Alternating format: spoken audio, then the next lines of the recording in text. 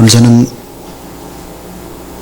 많이 낙심하셨나요? 그런 제목으로 하나님의 말씀을 전하겠습니다. 왜 여러분 만능 인터테이너였던 이동우 씨가 낙심하고 좌절을 했을까요? 최정상을 날렸던 최고의 사람인데 바로 질병을 당했기 때문입니다. 우리는 갑자기 질병이 찾아오거나 갑자기 견딜 수 없는 아픔과 고통의 시간을 만날 때 분노하게 됩니다.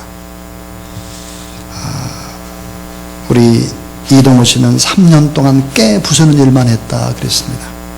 견딜 수 없는 것이죠. 여러분, 낙심이라고 하는 것은 무엇일까? 이 낙심은 괴물입니다. 괴물 중에 괴물이죠. 예수를 믿는 우리나 모든 사람들 전 영역에 걸쳐서 우리를 공격하고 있는 괴물입니다. 자, 왜 우리는 낙심을 할까? 또 이 낙심을 어떻게 피할까 하는 것이 오늘 설교의 주제입니다.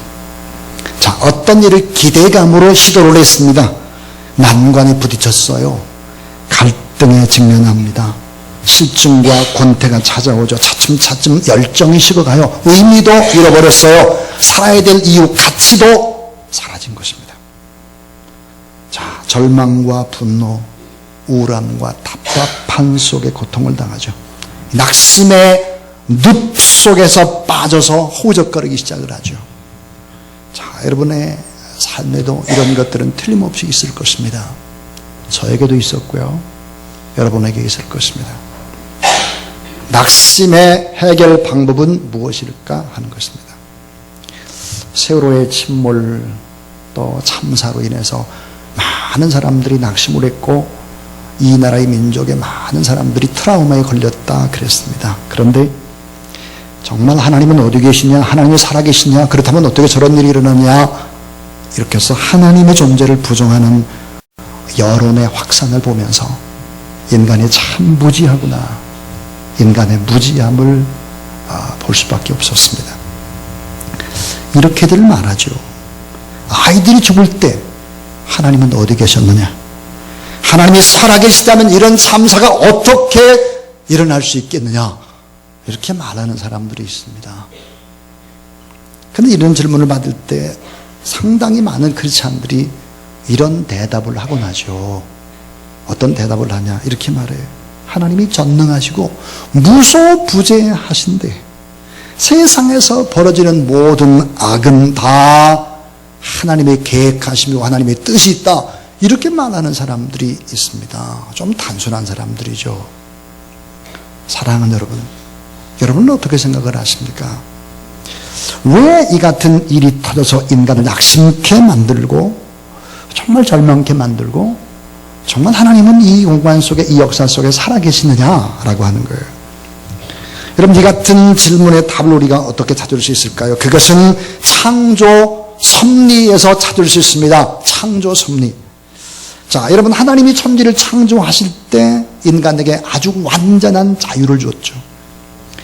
인간이 그 자유를 악용해서 특별히 악을 행할 수 있다는 것도 우리 하나님은 이미 알고 있었습니다. 다시 말하면 인간 창조하신 하나님, 인간 창조의 전제는 뭘까? 인간은 악용을 하게 될 것이다. 그렇다면 그 인간을 끝까지 사랑할 것이다 라고 하는 전제가 깔려 있는 것이죠. 자, 예를 들어서 여러분, 히틀러가 600만 명의 유대인을 학살할 때 그 속에는 누가 있었을까 하는 것입니다. 그 속에는 자유의지를 가진 히틀러가 있었고요. 살인의 영, 악한 사단의 영이 역사했다는 사실이죠. 자유의지를 가진 인간이 악행을 행한 것입니다. 그 악행을 배후에서 조종하는 마귀의 세력이 있었다 하는 것이죠. 여러분, 세월호의 참사가 무엇을 의미합니까? 세월호의 참사는 부여받은 자유의지를 악용하는 인간의 잘못과 그 인간을 통해서 계속해서 악한 세력들, 이런 세력들이 역사한다 하는 것입니다. 여러분, 한국의 검찰이 유병현에게 계속 당하고 있습니다. 그럴 수밖에 없죠. 왜요? 악한 세력이니까요. 돈과 권력과 틈바구니 속에서 언제나 역사하는 것이 악한 세력이기 때문이죠. 인간을 창조하신 하나님은 하나님은 겪으실 고난이 전제되어 있는 행위였다. 사람을 만드신 하나님. 인간 때문에 그 인간의 악행 때문에 그 책임을 지시기 위해서 하나님은 자기 자신이 죽어야 하는 그런 결심도 하셨다 하는 것이죠. 마가복음 10장 45절에 예수 그리스도가 이 땅에 오신 목적을 이렇게 설명을 합니다. 인자에 온 것은 섬김을 받으리 함이 아니라 도리어 섬기리 하고 많은 사람의 목숨을 위해서 대성물로 죽기 위해서 오셨다. 이렇게 얘기를 하고 있습니다. 자, 이것은 무엇을 의미할까요? 하나님의 본성이 무엇인지를 설명해 주는 구절입니다. 자, 하나님은 악행이 벌어지는 세월호의 참사 그 한 복판에서 고통받는 이의 옆에서 위로하시고 그 책임을 져주신다 하는 거예요. 그것을 우리는 어떻게 알 수 있을까요? 이것을 증명하는 것이 바로 예수 그리스도의 십자가의 사건인 것입니다. 불법이 난무하는 그곳에 예수 그리스도는 죽음을, 하나님은 눈물을 흘리실 수밖에 없었죠. 하나님은 오늘 사람을 찾고 계십니다. 어떤 사람을요? 예수 그리스도의 구원 사역에 동참할 사람을 찾고 있습니다. 좀 쉽게 설명을 하면 오늘 역사 속에서 여러분이 필요하고 주사랑교회가 필요한 이유는 무엇입니까? 그것은 역사 속에서 악과 맞서서 싸울 그런 사람을 세워가기 위해서 필요한 거예요. 역사 속에서 또 악에 눌리고 신음하고 소외받는 사람들, 이 고통하는 영혼들을 살려내기 위해서 교회가 필요하고 여러분이 필요하다는 사실을 믿으시기 바랍니다. 궁극적으로 낙심하고 좌절하는 사람의 수가 늘어갑니다. 문명국일수록 그런 거예요. GNP가 높은 나라일수록 더 그렇습니다. 소외받는 사람들이 너무 많죠. 소망을 잃어버린 사람이 많아요. 그들에게 천국의 소망을 다시 일어서게 해주는 일, 생겨나게 하는 일, 그 일 때문에 하나님은 여러분을 필요로 하시고 이 교회는 그런 일을 하는 것입니다. 역사란 무엇일까요? 히스토리란 무엇일까요? 역사는 이런 것입니다. 역사는 하나님과 자유의지를 가진 인간과 모든 피조물이 주체가 되어서 악한 세력, 이 마귀의 세력과 싸워가면서 만들어가는 것이 바로 히스토리, 역사인 것입니다. 여러분, 세월호 때문에 너무 많이 낙심하고 힘들어하는데 알아야 합니다. 세월호의 참사는 그런 자유의지, 완전한 의지를 부여받은 인간, 악용한 인간의 잘못이다. 그 속에서 역사하는 악한 세력이다 하는 것입니다. 여러분, 세월호 참사 때문에 신음하는 고통받는 사람들에게 우리가 작은 손길이라도 도움을 주자 그랬습니다. 그래서 지금 주보에 몇 주째 이런 광고를 내고 있습니다. 여러분, 왜 작은 정성으로 들어야 될까요? 왜 고통하는 사람들과 우리가 함께 해야 될까요? 그 이유를 빌 할버스 목사님은 잘 설명을 했습니다. 따라하세요. 남을 섬기는 일은 자연스럽게 자기 자신이 되어가는 길이다. 잊지 마십시오. 남을 섬기는 일은 자연스럽게 자기 자신이 되어가는 길인 거예요. 여러분, 사랑하고 나누고 베풀고 우리가 어려워도 허리띠를 졸라매고 이웃에게 뭔가를 나누고 베푸는 것, 주의 이름으로 자연스럽게 자기 자신이 되어져가는 과정인 것입니다. 이런 데 동참을 하지 않게 되면 우리는 욕심쟁이가 되는 것이고 우리는 주의 뜻을 이루지 못하는 거예요. 자, 왜 낙심을 할까? 세월호 때문에 많이 낙심하는 사람들 때문에 이 낙심에 관한 이야기 조금 전에 드렸습니다. 자, 수많은 낙심의 요인들이 있죠. 많은 삶의 전 영역에서 걸쳐서 결국은 어때요? 이 낙심이라는 괴물이 등장을 하니까요.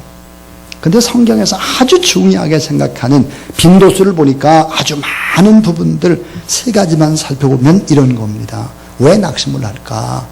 그 첫 번째 빈도수가 제일 많은 거예요. 따라하세요. 악인의 형통함을 보기 때문이다. 여러분, 악인의 형통함. 아니, 하나님을 믿지 않는데 나쁜 짓을 하는데 잘 된단 말이에요. 시편 73편 3절에 보니까 내가 악인의 형통을 보고 낙심했다 그랬습니다. 하나님께서 이 세상을 통치하시고 다스려 간다라고 하면 왜 하나님을 믿는 사람들이 고통을 당할까? 왜 하나님을 믿지 않는 악인들이 성공할까? 현실 속에서 왜 잘 되느냐 이거예요. 나쁜 짓 하고 수단과 방법을 가리지 않고 교묘히 술책을 부리고 이런 사람들이 잘 돼.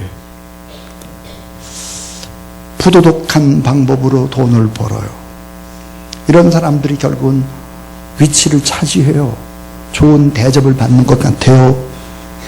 반대로 선하고 성실하게 열심히 땀 흘려서 무언가 하려고 했는데 잘 안 되는 거예요. 불이익을 당하는 거예요. 이런 상황 속에서 그리스도인 삶으로 당혹하게 되는 것이고 결국 낙심하게 되죠. 절망하게 되죠. 어떤 사람 심지어 구조적인 악과 한국 사회가 너무너무 어려워서 한국을 떠나서 이민을 가버릴까 이런 생각하는 사람도 있다고요. 따라하세요.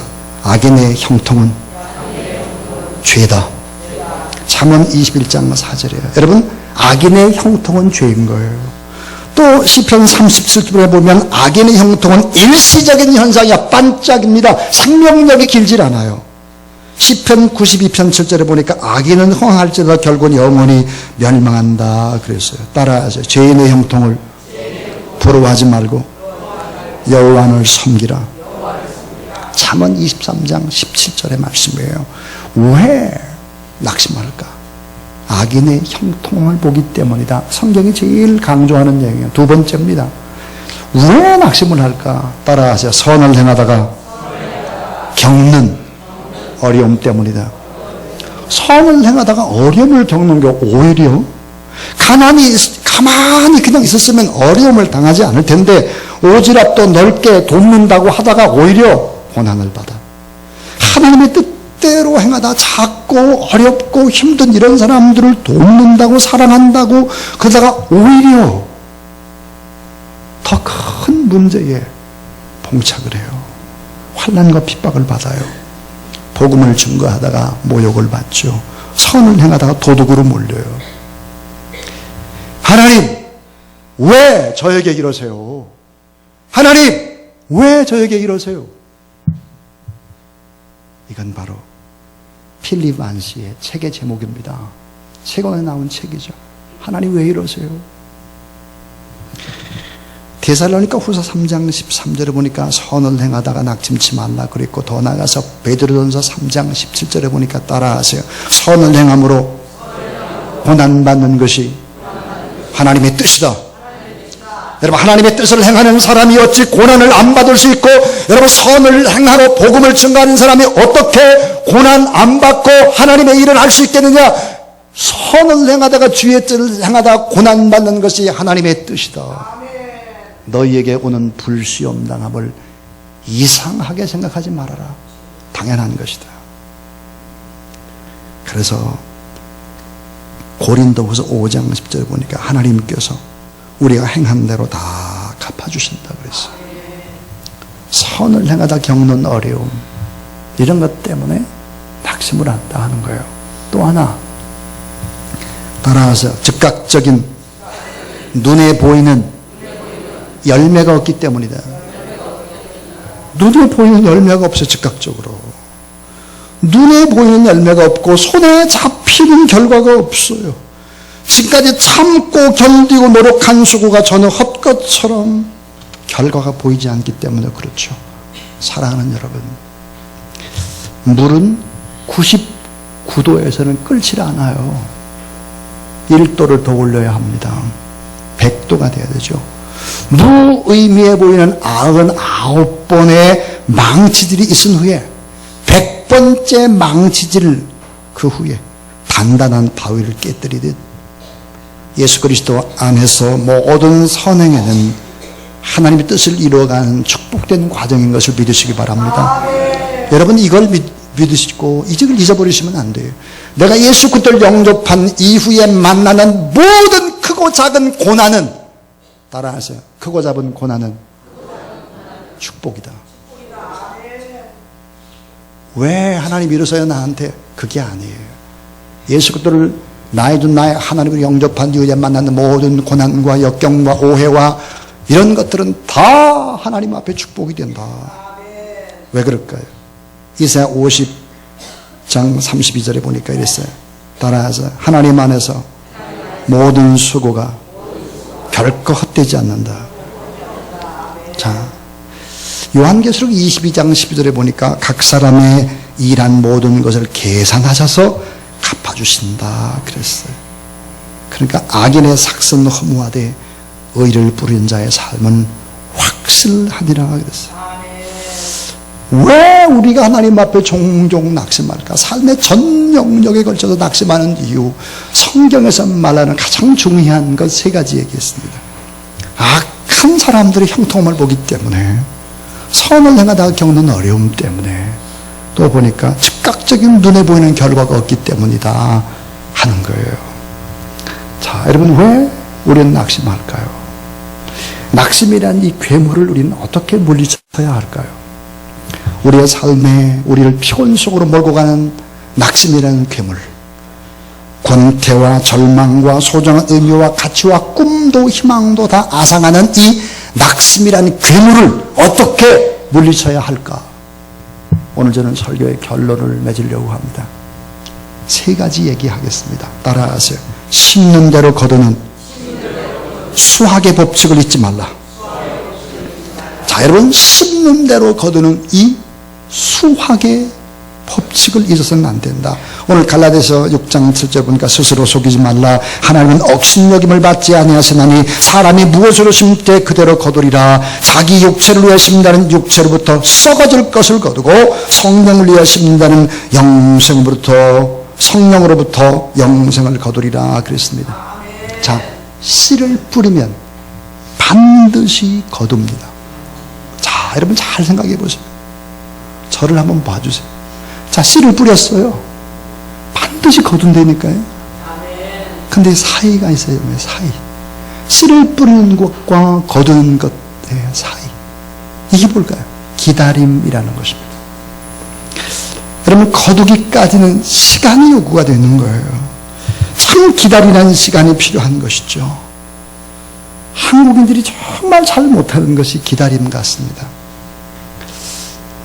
제가 이제 미국에 여러 번 가보니까 미국 사람들은 은행이나 쇼핑센터나 사람들이 많이 모이는 곳에 오면 줄을 섭니다. 줄이 길게 늘어서 있는데요. 길이 기다리면서 미국인들의 모습을 보면 막 기다림 속에서 즐겨요. 막 장난도 하고 농담도 하고 막 박치고 막 웃기도 하고 막 그래요. 여유가 있죠. 근데 한국 사람들이 길을 쭉 가다가 보면은 줄 선데 이렇게 가보게 되면 어떨까? 농담을 할 줄 몰라요. 누가 새치기 할까? 눈에 불 켜고 봐요. 안절부절하죠. 인상을 쓰지요. 시계 보고 핸드폰 보고 자발을 떨고 있습니다. 기다림을 인내하지 못하는 비극을 보는 것입니다. 기다리지 못하는 데서 오는 당혹함, 이 커다란 낙심을 가져다 주는 거예요. 어떤 분이 참 참지 잘 못하는 사람이 하나님 앞에 기도를 했답니다. 하나님, 좀 제가 너무너무 못 참아요. 제 기도를 좀 들어주세요. 하나님, 저에게 인내를 주세요. 잘 참고 견딜 수 있게 해주세요. 오래오래 좀 참을 수 있는 힘을 저에게 주세요. 그 다음에 기도가 이래요. 하나님, 빨리 인내를 주세요.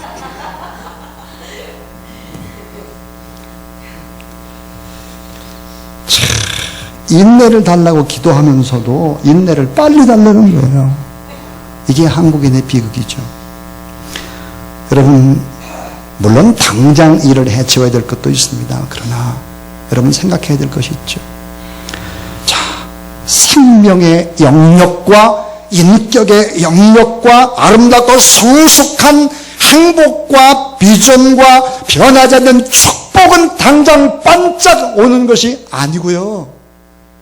긴 시간이 요구되는 거예요. 긴 시간.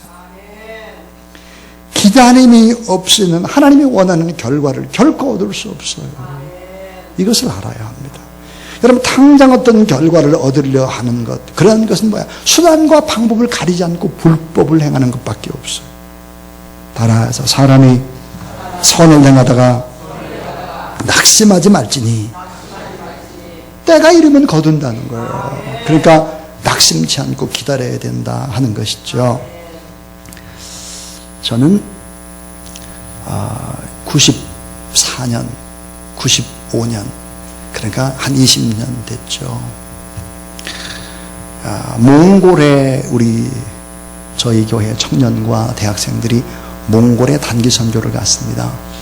이 단기 선교 맨 마지막 날 그렇게 결단을 한 거예요. 우리 호주머니에 있는 거, 달러 같은 거 다 털어가지고 하나님 앞에 드리자 해가지고 우리 청년들이 다 털었어요. 가지고 있는 걸 다 털어가지고 게를 하나 사서 겔. 몽골의 겔이 뭔지 알잖아요. 그때 겔이 한 500만 원 정도 됐어요. 그걸 샀습니다. 그리고 교회를 시작했죠. 그리고 그 다음 해에도 갔어요. 94년도에. 가서 그 겔에서 어린아이들 막 초청해가지고 막 또 복음을 전하고 막 그렇게 했습니다. 우리가 반송한 김종자 선교사가 어린아이들 가르치기 시작을 하고 그 다음 해에 가가지고는 또 돈을 모아가지고 겔 하나를 샀어요. 여러분, 시간이 지났습니다. 어떻게 됐을까요? 몽골에서 가장 큰 교회, 우리가 개척한 올리아스테 교회는 몽골에서 가장 큰 교회, 두 번째 큰 교회, 우리가 개척한 아멘 교회입니다. 저는 비행기 티켓 다 대줄 테니까 와서 좀 강의를 좀 해주십시오. 몽골 지역에 전체 우리 목회자들이 모입니다. 제가 강의 요청을 받았습니다. 사랑하는 여러분, 우리가 심은 것은 언제든지 거둔다라고 하는 이 수학의 법칙을 붙잡고 살아가는 여러분 되길 바랍니다. 자, 생명과 인격과 아름다운 행복과 비전과 변하지 않는 축복은 시간이 걸린다 하는 거예요. 두 번째입니다. 따라하세요. 결과보다 동기가 더 중요한 법칙. 자, 여러분, 결과보다는 무엇이 중요할까? 동기가 훨씬 더 중요하다는 법칙이에요. 이 악한 세력은요, 동기 필요 없어요. 결과가 말한다, 이렇게 말해요. 그건 아닙니다. 하나님은 우리가 행하는 어떤 일의 결과보다 그 동기를 훨씬 더 원하시죠. 너무나 이 결과보다는 동기를 더 중요하게 여기시는 분이십니다. 소위 우리는 어떤 시대에 살고 있나요? 결과지상주의예요. 지금 브라질에서 월드컵이 열리고 있는데요. 이 월드컵이 뭐야? 전부 다 승리지상주의. 즐기지 못하는 거예요. 이 스포츠를 대결장으로 생각만 해서는 안 되는 것이죠. 제일 안타까운 나라가 북한이에요. 북한은 주로 격투기에서 이제 금메달을 따는데, 격투기. 그거 따고 나서 하는 얘기가 참 불쌍하다는 생각이 자꾸 들어요. 자, 경애하는 수령을 위해서 막 싸웠다 이거예요. 참 안타까운 것이죠. 여러분, 깜짝 지금 당장 좋은 결과라고 하는 것은 무서운 함정이 도사리고 있습니다. 갈라디아서 6장 7절에 보니까 스스로 속이지 말라. 하나님은 만물의 여김을 받게 하지 아니하시니 사람이 무엇을 심든지 그대로 거두리라. 만홀이 여김을. 그런데 공동 번역은 이렇게 되어 있어요. 따라하세요. 잘못 생각하지 마십시오. 하나님은 조롱을 받으실 분이 아닙니다. 매튜 헨리는 이 본문을 이렇게 해석했습니다. 좋은 동기로 시작한 일이 결국은 좋은 결과를 맺는다. 이 말씀의 핵심은 뭘까? 그것은 바로 좋은 동기인 것이죠. 하나님은 어떤 분일까요? 하나님은 여러분의 동기를 추적하는 분이십니다. 마음의 뿌리, 생각의 근원을 찾죠. 여러분, 나무의 생명력은 어디에 있는가? 보이지 않는 뿌리에 있습니다. 루트에 있죠. 지금 화려한 생명력 있는 나무, 바로 뿌리가 중요한 것이죠. 그 뿌리는 보이질 않아요. 여러분, 우리가 낙심하는 이유, 또 낙심치 말아야 되는 이유가 뭘까 하는 거예요. 이 동기는 그렇게 중요한 것이다 하는 거죠. 우리의 결과보다 우리의 동기를 하나님은 추적하신다 하는 거예요. 자, 동기가 순수했다면 결과가 없어도 낙심치 않는 여러분 되길 바랍니다. 내가 돕고 사랑하고 또 안타까운 마음으로 긍휼을 베풀었다. 그러면 낙심하지 말아야 돼요. 하나님은 얼마나 동기를 중요하게 생각할까. 하나님은 따라하세요. 형제를 미워하는 자마다 이미 마음속으로 살인하는 자니. 여러분 이 말이 뭐예요? 형제를 미워하는 자마다 이미 살인했다. 동기가 중요하다 이 말이에요. 동기. 하나님은 여러분의 마음속에 있는 동기를 보고 있죠. 벌써 당신의 동기에 대해서 점수를 먹이고 계시죠. 왜 그럴까요? 상급을 주기 위해서입니다. 예수님이 이런 달란트의 비유를 했어요. 5달란트 받은 사람 열심히 장사를 합니다. 그래서 5달란트를 남겨요. 2달란트 받은 사람도 열심히 노력해서 2달란트를 남기죠. 돌아온 주인이 너무너무 기뻐하면서 상급을 주죠. 근데 이상한 것은 5달란트 남긴 사람이나 2달란트 남긴 사람이나 똑같이 칭찬과 상을 준다는 거예요. 무슨 얘기일까? 이 두 사람의 동기가 같았기 때문에 그렇습니다. 그 동기가 뭘까요? 주인을 신뢰하고 참 좋은 주인이라고 생각하고 맡긴 일은 내가 최고 최선을 다해서 해야 되겠다는 사랑의 동기, 신뢰의 동기였던 것이죠. 이것이 중요하다 하는 것입니다. 성 어거스틴은 참 심금을 울리는 이야기를 했습니다. 하나님을 온 마음 다해서 진실하게 사랑하여라. 그리고 모든 일을 내 마음대로 해라. 그랬습니다.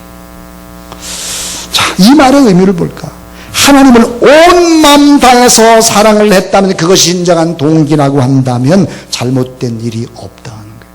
왜 그럴까요? 하나님을 뜨겁게 사랑을 하게 되어지면 과정이 조금 덜컹거린다고 할지라도 고쳐가요. 이게 고쳐가. 그런다는 말이에요. 왜라는 동기 물음 앞에 대답을 할 수 있었다. 왜? 난 왜 공부해야 되나? 나는 왜 부자가 돼야 되나? 나는 왜 이 길을 가야 하나? 하는 거예요.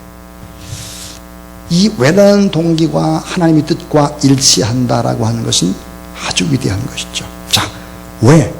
왜는 인생에 가는 방향을 의미하는 것이고 이것은 인생의 목적이요, 그것은 철학이요, 그것은 비전과 설계도와 같기 때문에 그렇습니다. 모두 다 이런 것들은 한 길로 가는 것입니다. 자, 왜 자꾸 낙심을 할까? 근데 그 낙심의 극복 방법은 뭘까? 2가지 얘기를 드렸습니다. 심는 대로 틀림없이 거두니까 수학의 법칙을 잊지 말아라 하는 것이고, 그 다음에 결과보다는 동기가 더 중요하다. 지금 결과가 안 나타난다고 할지라도 정말 결과가 중요한 것이 아니고 동기가 더 중요하다. 겉사람은 후패하나 속사람은 날로 새롭도다. 겉은 후패, 속은 새로운 거예요. 여러분 삶에 어려움을 겪으면 우리 마음 속이 새로워지는 거죠. 현재의 고난은 다가올 영광과 좋게 비교할 수 없도다.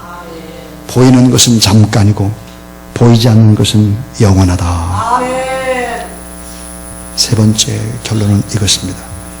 따라하자. 선한 일을 계속하면 긍지와 자부심을 얻게 되는 법칙. 선한 일을 계속하면 긍지와 자부심을 갖게 됩니다 하는 거예요.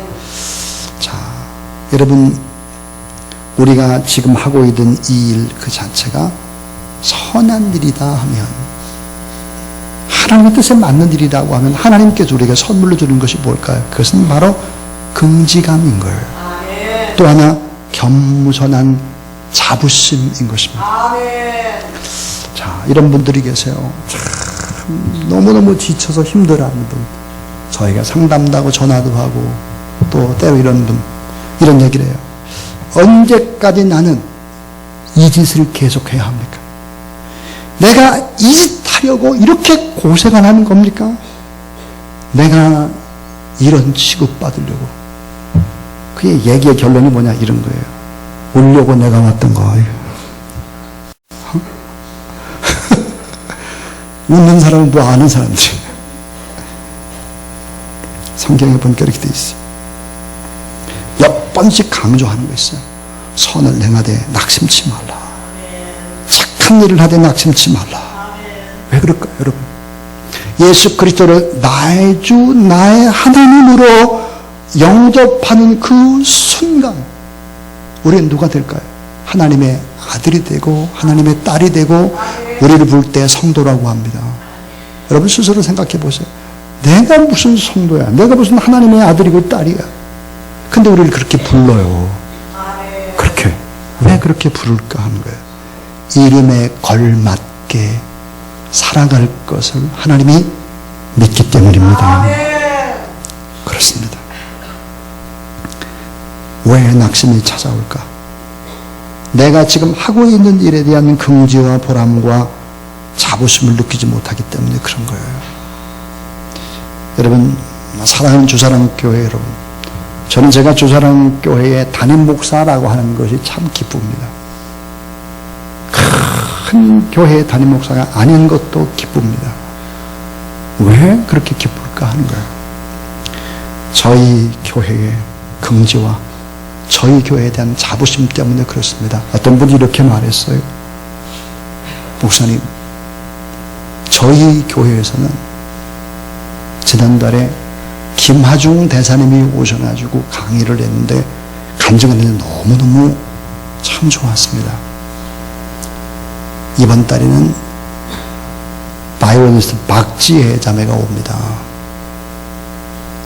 여러분, 그런 분들이 오셔서 강의하고 막 그런다고 그래가지고 신앙이 좋아지는 것 결코 아닙니다. 자, 윤복희, 윤한기 막 이런 분들이 이게 전도 집회 같은 게 있어요. 음악회를 하는 것이죠. 그래서 제가 한번 물어봤어요. 물어봤더니 조건이 까다롭습니다. 어떤 조건이냐? 한 번에 예배 드릴 수 있는 좌석이 500석 이상이 돼야 된다는 거예요. 500석. 또 하나, 여러분. 또 하나. 한 번 하는데 500만 원 이상이 들어간대요. 돈이. 여러분, 성전이 화려하면 화려할수록 중세 교회가 다 성전이 화려했죠. 2단의 교회를 가보세요. 조그맣지 않아요. 다 화려합니다. 여러분, 주사랑교회 성도된 여러분, 이런 자부심과 긍지감을 가지고 주의 일들을 감당하는 그런 여러분 될 수 있기를 주의 이름으로 축원합니다. 여러분의 고난이 있고 어려움이 있어도 결코 낙심치 않는 그런 여러분 되기를 주의 이름으로 축복합니다.